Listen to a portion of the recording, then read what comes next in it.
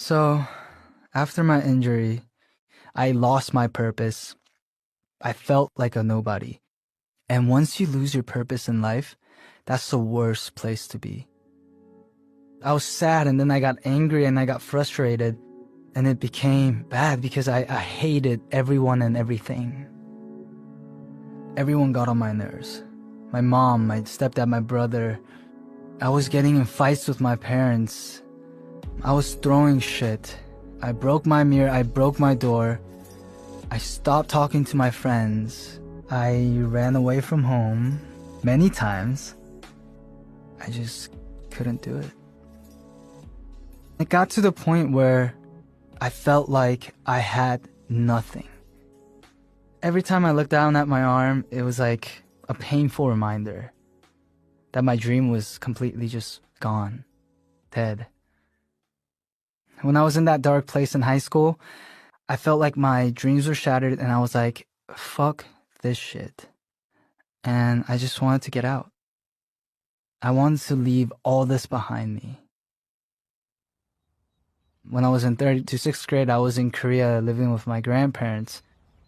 I remember it was like a very happy place, very easygoing. So I thought my problems would go away if I just went back to my grandparents' house and stay there. So I decided to move to Korea. I told my parents, and my mom, she was like, well, if you're gonna do this, take responsibility for it. I'll get you the tickets. I'll make sure you could go to Korea safely, but you take responsibility for what you just said and what you just did. So I went.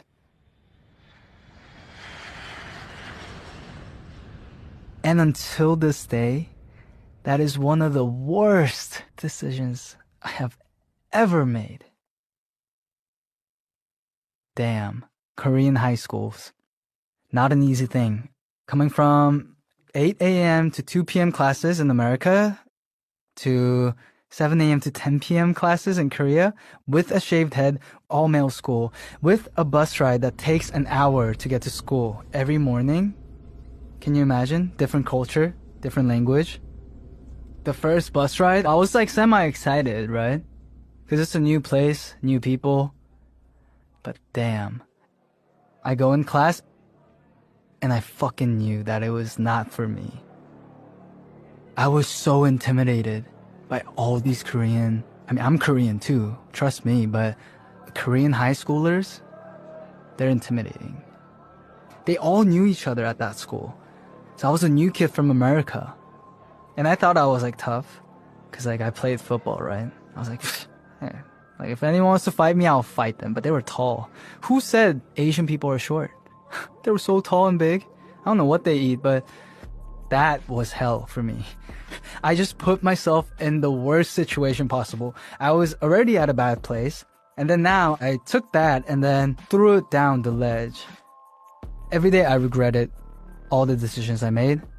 I would like rethink my life and feel like I made this huge ass mistake. But I had my pride. I promised what I promised. I didn't tell my mom that I wanted to go back to America, even though every night I was bawling, thinking like I made the biggest mistake of my life. And I stuck out for 3 months, which is not that long, but it felt like 3 years to me. And after 3 months, I begged my mom to take me back in. The first phone call was the worst because she literally heard me and she hung up the phone.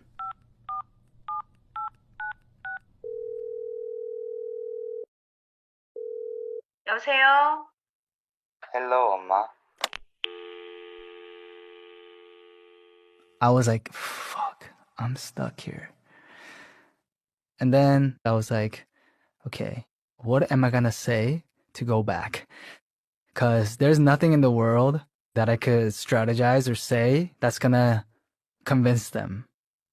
And at last, it was honesty. It was telling them, like, yo, okay, not yo, but Mom, I made a huge mistake. Forgive my mistake. And let me promise you that I'll make it right. and I won't go back on this one.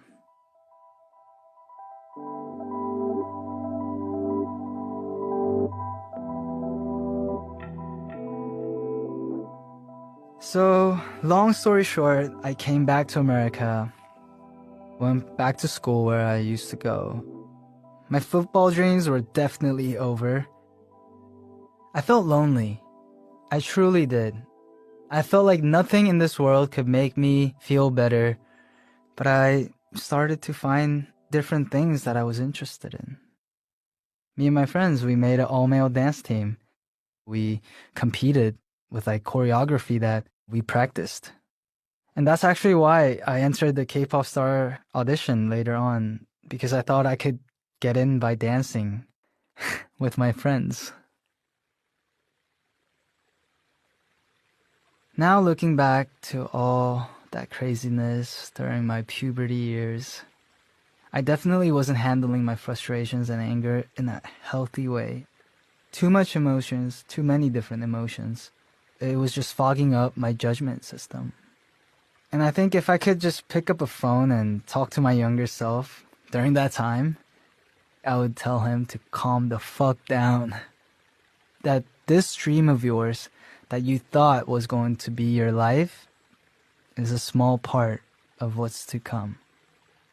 And this incident is what is going to make who you are in the future, where you realize the love for music. So you're blessed, enjoy it. You might love someone or something so much and you think that's your purpose, but it's not going to go as planned. And that's okay. Everybody goes through it, but you might learn something out of it. Start walking in different paths, because there are many things that you could find in life that could give you happiness. Have people around you. Let them support you. It's okay. And when they're having a hard time, support them. Everybody fails at one point. Everybody has to come down. And if it was just that one thing that you were looking at this whole time, oh, that fall is going to be horrible. But if you have different bases and different things in life that give you happiness, it won't be as hard to fall. If today, for some reason, I couldn't sing anymore, I'd deal with that. I'd be sad, but I could deal with it, and I know I could deal with it. I don't make one thing my whole life, because balance is always the key. And if anybody listening feels like they're in a similar identity crisis, either big or small, just tell yourself, it's okay. You don't know how your life is going to turn out, and that's the fun part. It doesn't always have to be one thing.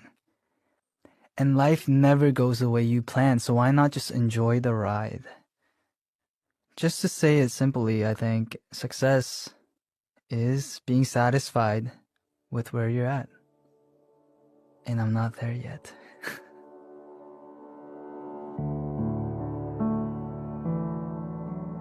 This is my mindset.